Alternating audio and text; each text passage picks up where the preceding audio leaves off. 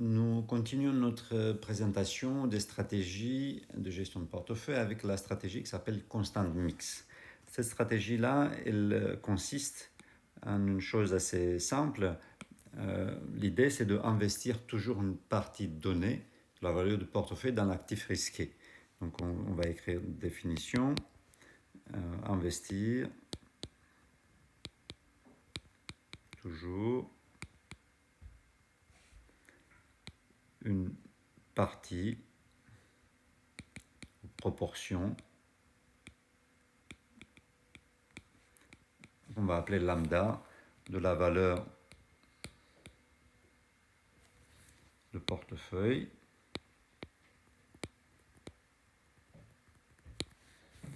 dans l'actif risqué.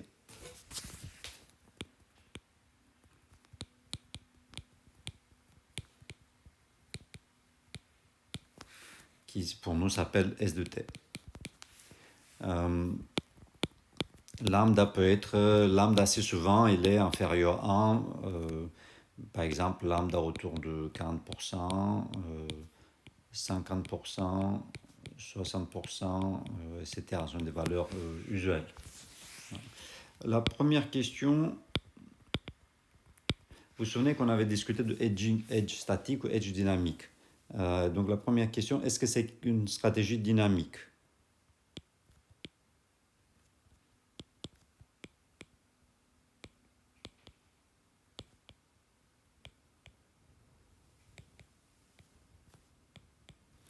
Et la réponse est oui. Pourquoi? Parce que en fait, lorsque l'actif évolue, on doit changer, on doit réallouer. On va prendre un scénario 100, 110, 120. V de 0, c'est 1000 euros. Et lambda égale 1 nuit, pour faire simple. Donc, un T égale 0, 500 euros, donc sans risque. 500 euros risqué. Et on va supposer donc S0 égale à 100, ça veut dire 5 actifs. Un T égale à 1, qu'est-ce qui se passe? C'est les 500 euros, si le R égale 0, ils sont devenus 500 euros sans risque. Et les 5 actifs, valeur 5 fois 110, donc 150. Et donc V de 1, c'est 1050. Et donc il doit être partagé en 525 sans risque et 525 risqué. Et ça veut dire il y a 525 divisé par 110 actifs, qui n'est pas égal à 5. C'est ça l'idée. Et si on regarde ici, c'est qu'on a gagné, notre portefeuille risqué nous a fait gagner. Et puis, en fait, celui-là, c'est même inférieur à 5. Donc, et ces stratégies nous amènent à vendre un actif qui nous a fait gagner. Pourquoi est-ce qu'on voudrait vendre un actif qui nous a fait gagner? Parce qu'on attend qu'il va décroître. Et donc, c'est ce qu'on appelle une stratégie concave ou contrarienne. Parce qu'elle va dans l'autre sens que le marché, que la tendance.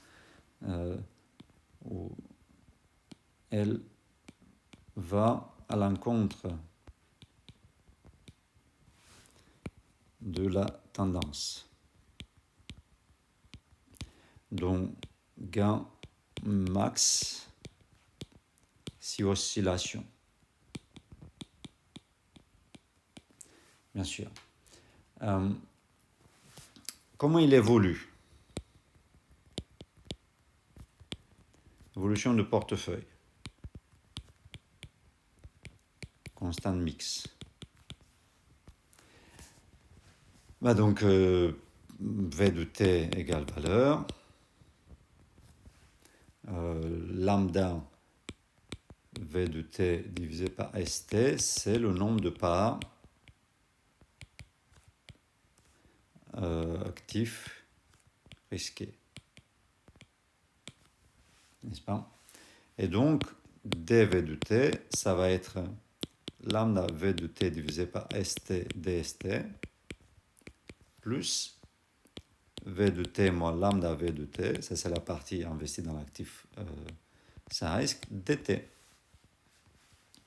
Et donc on retrouve à nouveau une partie qu'on a déjà vue auparavant qui est celle-là, dst sur st, et une partie qui était actif sans risque. Et donc si on fait les calculs, qu'est-ce qu'on obtient? On obtient lambda v de t facteur le mu dt plus sigma dwt, voilà, plus a moins lambda et v de t dt. Et donc, dv de t sur vt égale r plus lambda mu moins r dt plus lambda sigma dwt. On peut dire que ça c'est mu tilde, ça c'est sigma tilde.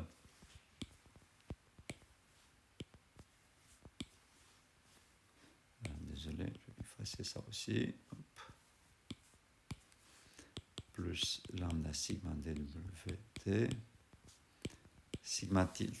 Donc c'est égal à mu tilde dt plus sigma tilde dwt. Donc c'est comme tout à l'heure en fait, CPPI, mais c'est pas tout à fait exactement pareil. Donc on va calculer le ratio de Sharpe. Ça c'est pareil, c'est mu moins r divisé par sigma égal à ratio de st. C'est la même efficacité, il a la même raison d'exister, disons. Par contre, comme souvent lambda inférieur à 1, c'est un peu différent de CPPI. Donc il est en particulièrement volatile. Et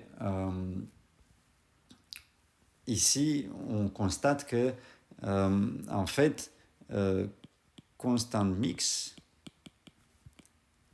est un CPPI, mais oui, sans plancher.